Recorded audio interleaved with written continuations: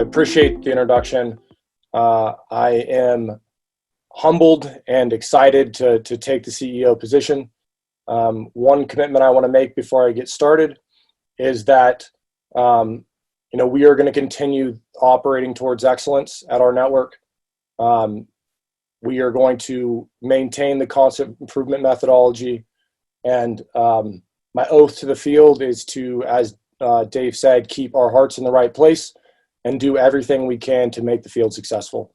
Everything we do on a daily basis is centered in the success of our field and the charter members.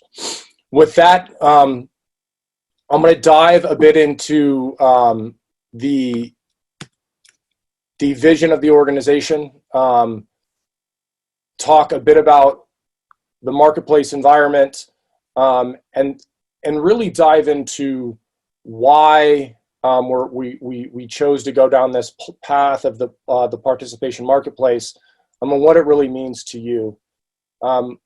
If you look at the vision of the organization, we talk about a financial revolution. We talk about changing the financial lives of everyone that chooses to be involved. And we talk about the unification of the organization. When we say those things, there's a lot of emphasis behind the scenes on what that really means and how do we execute against that statement. One of our core principles that we talked about at the leadership forum, and I want to mention it here, is the idea of sustainable long-term wealth for everyone that is involved. And the key here is long-term and sustainable. And when we say those words across the network marketing industry, one of the ways that organizations fail long-term is that their products get commoditized. What do I mean by commoditization, right? That is, they're manufacturing a juice. They say it's proprietary. They're charging $25, $50 for that juice in order to have the money to be able to pay out to the charter members or members of the organization. Coca-Cola gets wind of that, and they say, hey, there's nothing proprietary about this juice. I know where you get the berries. They get it. They start manufacturing the juice, and they put it in 7-Eleven for $1.50, right? Or Safeway for $1.50. And that network marketing organization begins to fall apart. So when we looked at that, we said, how do we make sure that we are not a one-product organization that begins to get commoditized? Then we looked at the evolution of multiple markets and industries and said, we know that there is this marketplace environment. How do we take that marketplace environment to the next level? We also looked at the idea of how do we begin to allow people to build business centers that increase profitability for them as charter members over time. And that came to consistent buying behavior of other charter members as well as their fan base. Again, it pushed us back to this participation marketplace. So as we began to look at all the key elements of success for our charter members, we came to the solution that our participation marketplace is really the silver bullet that begins to solve many of the problems and revolutionize the network marketing space. So what is a participation marketplace? It really is no difference than a Costco or Amazon Prime that begins to unify the buying power of people to reduce the cost associated with products. We took the next step and said, but what if that marketplace shared the profit and the revenue with the members? And we came to this concept of participation marketplace.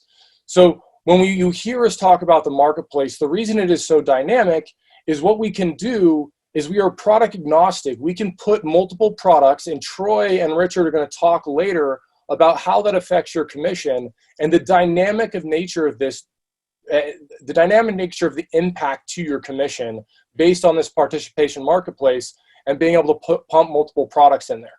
So what does it do? It really allows buying power of our organization to create savings and reduce price to allow us to share the revenues and the profits of the organization back out to the members through a network marketing structure, right? That is the key foundation to how the organization works from a functional perspective. I'm going to jump into the next slide real quick, where I start to break this thing down even further when we talk about a financial revolution. So what we're really doing is, from a behavioral perspective, trying to change the savings and earnings of the masses, right? The statement that comes out a lot as we talk is save where they can't and earn where they don't, right? And that is about changing behavior, moving the purchasing power into a unified network to increase buying power and also create earnings for the masses. When you start to look at what this does, and it's going to leak into the very bottom statement that's in quotes, what that really starts to do, we've gone into an overspending, lack of savings culture across the globe. And when you start to build wealth for the mass, for the common individual, and create buying power for the common individual through a unified network, the balance of power begins to shift from big business and banks to the masses. And that is really the goal. How do we put the buying power in the hands of the masses and create sustainable long-term wealth for those masses and incredible savings to move towards this macroeconomic shift of the world where we really impact the larger economies of the world, right? And on top of that, the people, the masses, the common people are creating long-term sustainable wealth. So again, how do we do that? The mechanism is the purchasing environment. It's the marketplace we talked about with large savings where the network members make the money from the purchases, and that's the participation piece. If you run this out and say, what would happen if every purchase made on Amazon went to your pocket? If it was somebody that you referred and mentioned Amazon to, if every purchase from Amazon went to your pocket, that is really the vision and the goal. So what's the process we run? We unify the masses to increase purchasing power. This is really where you guys come in. It's unify the masses, get the word out, build your organizations. That unification and that building of the network is where our power really begins. And then to incentivize the group. And this is the network marketing mechanism, the payout mechanism, and that's give the masses a reason to share. So when we talk about these things on a daily basis, this is everything we talk about. It's behavioral change. It's the mechanism to do it. It's the process to make sure that our hearts are in the right place with the charter members. It's how do we make sure that we're incentivizing properly to say, give the money back to the charter members. Give the money back to the charter members, right? And it's a constant conversation. So why are we doing it? All of us have had moments in our life where we feel unfulfilled, we feel a lack of freedom, or we're stretching for a better life.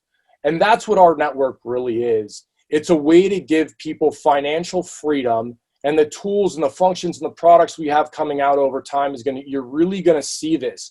We have a great opportunity in front of us right now, but over time, as we get bigger, you're only going to see the push towards this financial freedom for everyone involved and a better life for everyone involved play out through everything that we do. New products, wealth management, all of those things are going to come out in a real way. And that, I see the question on the screen. Yes, it is MLM. We're talking about network marketing right now. I'm going to stop now from a vision perspective and turn it over to Roger.